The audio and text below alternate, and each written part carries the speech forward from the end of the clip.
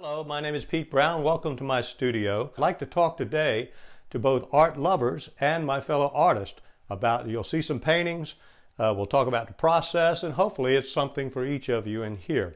I want to start with two paintings. I'll start over here on my right.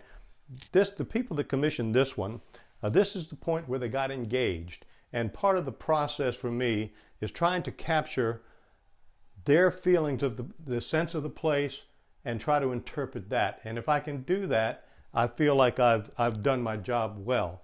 They were quite happy with this one. The other one over here is where they used to attend a beach in a similar area. So the one is of a marsh and inlet scene. The other one was of this beach scene where they frequented quite a lot. So those are the commissions got me thinking about getting back into painting again. I'm going to show you another one up here. This is another commission just to show. I'm going to talk about process here in just a moment. There's a couple of things here. This process, this is one here in Lake of the Woods. People commissioned me to paint this for them.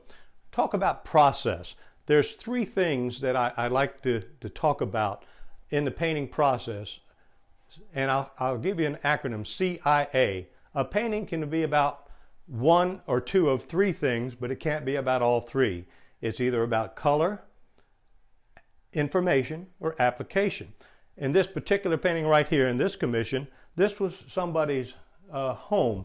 And so this has a lot of information, a lot of detail. You see the bird nest and the boats and the flowers. This one is more about information. I'm going to show you another one here. Let's talk about the other one. So color, information, and application. This next one is about application. This is a painting pretty much just about a lot of paint. It's a fairly analogous palette, mostly violet, but it's about application. Some thick paint up here on the floral things. Then here in the middle, dripping turpentine through the oil paints to make it run, breaking up the edges. So this is about application. Now, this one is another example. This is more color with application.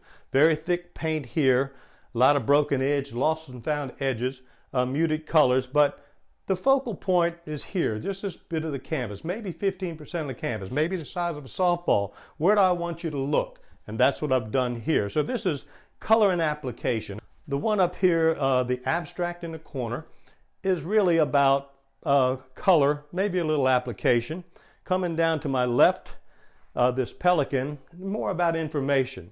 If you're doing portraits, the information is very important. Or if you're painting photorealistically, the information is the key.